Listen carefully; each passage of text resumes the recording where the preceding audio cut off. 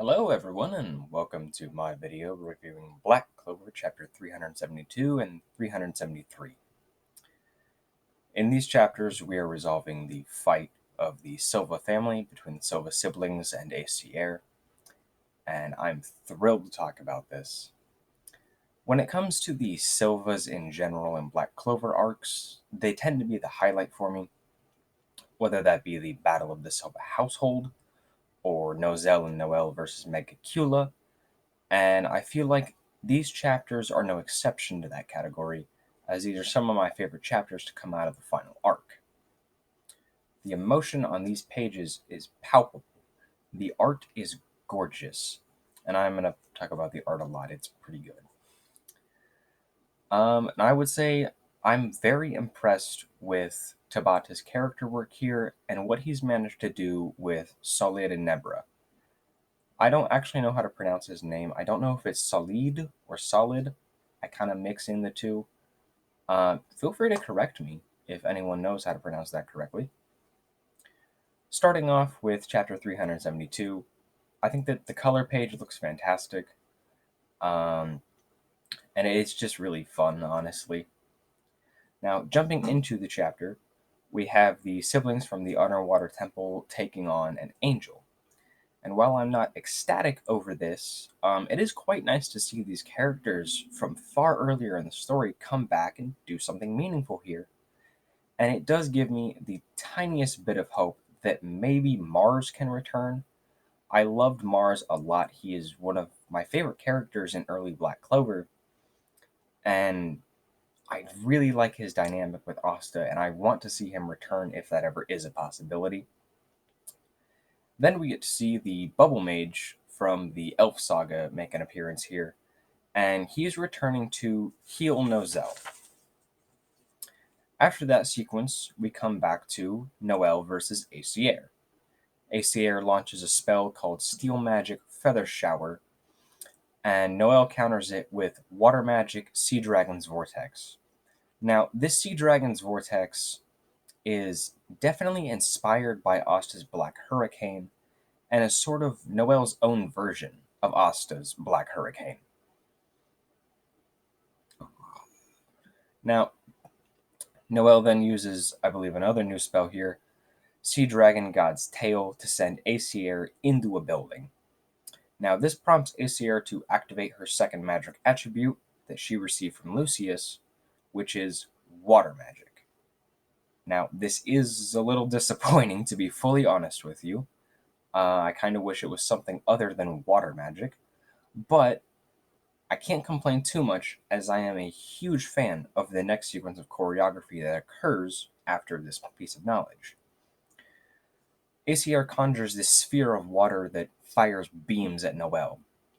Noel dodges them as they destroy the buildings around her, and this water spills into the streets of the Clover Kingdom. This is when Noel takes control of it, creating a vortex of rising water. Now, Aesir sends down, and I cannot really tell if this is like liquid steel magic or water magic, but it is an eagle, and I do presume it's water magic. And Noel sends a sea dragon at her. The two spells clash in an explosion, and then Aesir is on the assault, rushing Noel and hitting her in the face with her javelin weapon, sending Noel back. Solid thinks to himself that there is absolutely no way that they can win. However, this is where we get our second scene, displaying just how much influence Asta has had on Noel. Noel reels her head forward and shouts, "I'm not done yet," in a panel that looks exactly like Asta. Nebra looks up at Noel, thinking to herself about how she toys with weaker opponents, but when faced with adversaries stronger than her, she's always being protected by others. Both Salid and Nebra think about how they've been so utterly wretched. They both admit that they're weak. Noel faced her weakness and tried to get stronger. Noel has the power to find hope in painful situations. Noel continues towards Aesir, but is blown back and tumbles across a rooftop. Aesir is right on top of her, saying that this has been extremely entertaining, thanking Noel. And just as Acier is about to stab Noel, Solid tackles Noel out of the way. And then behind him, Nebra makes a cloud of mist to cover them. Solid admits that he's weak. He made a fool of himself. And this is followed by Fuegoleon's famous quote about being weak. The two of them say that they don't want to make it so that it never happened, but they want to make a fresh start right here. Noel looks at the two of them, shocked, and the chapter ends with Nozel joining them, saying that the four of them will defeat Acier. Now, while chapter 373 is obviously the better chapter, there's still a lot that I like here. First is the art. 370 and 371 had noticeable improvements in the art compared to the weekly chapters of Judgment Day, and the art here is a step up from those chapters.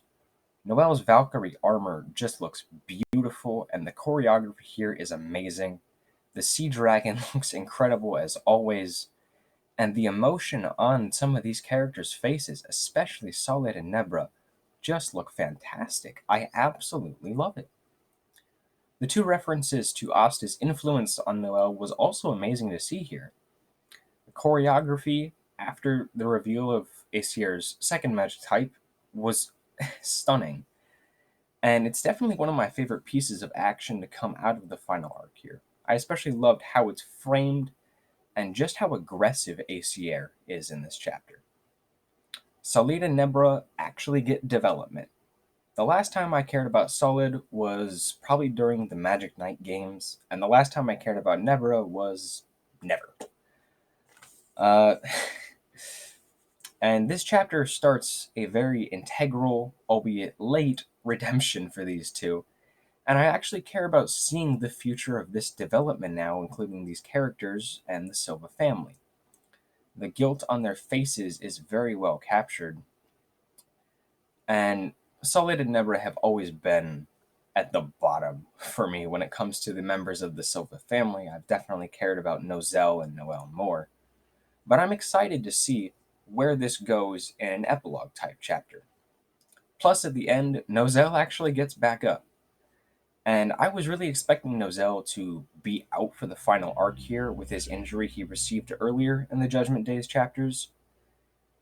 And I feel like we actually kind of concluded his character in the Spade arc, so I was really expecting this to just be Noel's big show out moment. However, I can't complain. I'm happy that Nozel's back up, as he's one of my favorite characters. Chapter 373 is easily one of my favorite chapters to come out of the final arc here. It opens with Nebra giving the siblings more cover, and Nozel tells Noel that she has extraordinary latent magic, but could never control it. She suppressed her power. She needs to unleash all of her magic and the power of the Leviathan, or they can't win. How does Nozel know this? It's not really explained. I'm just basing this off the assumption that he saw her latent magic when she was younger, and also just sort of how she tends to perform in situations like this and assumes that she can do it. Acier finds them and rushes towards the siblings. Nozel says that he will discard his ever-changing style and focus purely on defending. Big brothers exist to protect their siblings. Then Nozel displays a new spell here. Mercury Magic Silver Guardian. Nozel coats himself in his Mercury Magic like a suit of armor, and he really just looks like the Silver Surfer here. This panel of his transformation is stunning to me. I absolutely adore the lighting and detail on Nozel in the panel where he transforms, and I think it's another fantastic piece of artwork from Tabata. Nozel actually grabs Acier by the throat, buying the rest of the siblings more time. Solid and Nebra stand side by side with Noel, saying they will support her spell, she just has to let her magic fly. Nozel and Acier have some choreography in a hallway, and Acier brings up that Nozel's new spell is poisonous to himself. And I'm going to bring this back up when I'm done covering the content of 373, as it does lead me to a thought I've had about Nozel's future. Nebra and Solid start getting hurt from Noelle releasing the full capability of her magic, and Noelle shows concern for them, but they tell her not to hold back. And they think to themselves that this is nothing compared to what they did to her. Nozel is slammed into a building, and we see his armor crack, and he has a gash or smaller type stab wound from Aesir's javelin that is pretty much in the exact same spot that he got stabbed before. He says that this pain is the punishment for his sin, and atonement will allow him to rebuild his siblings' bond. Now, my only slight issue with this is that Nozel never intended to hurt Noelle. He always wanted to protect her. He just had such a roundabout and kind of backwards way of showing it. Solid and Nebra continue to get wounded by Noelle's spell, and she shows concern for them yet again. And then we get my favorite scene of these two chapters. Nebra says that she loved their mother. She was strong, dashing, and more beautiful than anything. Noelle was the very image of their mother, and she was jealous of Noelle. Salia joins in, saying when Noelle was little, he saw glimpses of her incredible magic. He hated it. He had water magic too. He was relieved when he learned that she couldn't control it. He mistreated her, planted seeds of fear in her, just to make sure she wouldn't defy him. Then comes my favorite panel of these two chapters. Solid and Nebra, with tears in their eyes, tell Noelle that they are sorry. Noelle disengages her Valkyrie armor and says, okay. This panel of Noelle here is soft and gorgeous and just absolutely freaking beautiful. This double page here with both of them saying they're sorry and then Noelle on the left side is just phenomenal. Tabata's artwork is really on point in these chapters. The head of the Leviathan forms behind the three siblings, charging the attack. Nozel grabs hold of Aesir's javelin weapon, pushing her back. We see his mercury armor cracking even more. Noelle's spell sings through the air. Aesir creates another water eagle to block the spell, but it's ripped to shreds. Aesir is hit with the spell, and in her final moments of life, she says, "It's a shame, but I got to see my children all grown up and strong. As a mother, I'm satisfied." Her paladin body disintegrates, and she thinks to herself, "You took the long way around, but you finally become a family, haven't you?" And we conclude chapter 373 with the four siblings all laying down and kneeling on a rooftop. Now, Nozel is in pretty rough shape here, and I honestly think that Nozel has the potential to die. The Silva family has finally made their first step into being a real family. He's already suffered a fatal wound, which I doubt was fully healed by the bubble magic.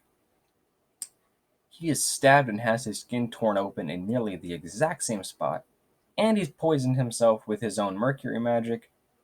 So it's just a thought. I don't want Nozel to die, but I do think it's very well possible by the end of the series. Solid and Nebra have never been my favorite. However, I love the content that the two received in these chapters, even if it is a bit late. It's not the best piece of writing I've ever read in my life, but I do find it quite beautiful. And the artwork in the second half of chapter 373 is just splendid.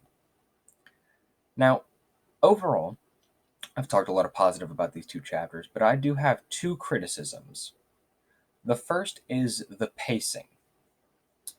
These chapters were very, very fast paced. I wouldn't say anything felt rushed, not at all, but I would say I feel like we had very minimal breathing room, if any. It's not bad, I just would like to have maybe had another chapter or like another half chapter. Because, I mean, we're just flying through this. It's pedal to the metal with this stuff. And when it comes to presumably the next chapters covering the fight with the Foss siblings and the Yami siblings, I don't want it to be this quick. I know asking for 3 chapters is a lot, But when it comes to the pacing that Tabata has had since he switched to Jump Giga, I just would like about 3 chapters worth of content to cover the fight with the Yami siblings and the Foss siblings, as that is easily the fight and the moment I'm looking forward to the most in terms of what we have left to cover in the final arc. I feel like another big criticism that I have when it comes to these 2 chapters is Acier.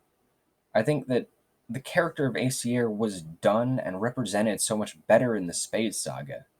Here, she just feels like a powerful antagonist who is their mother, as opposed to the siblings all fighting their mother. Her dialogue can be very dry. She doesn't give us any real exposition about anything. It would have been nice to see some kind of flashback. I mean, we did get some a panel flashback of Nebra and Acier, but I just would like to have seen more from Acier in general here.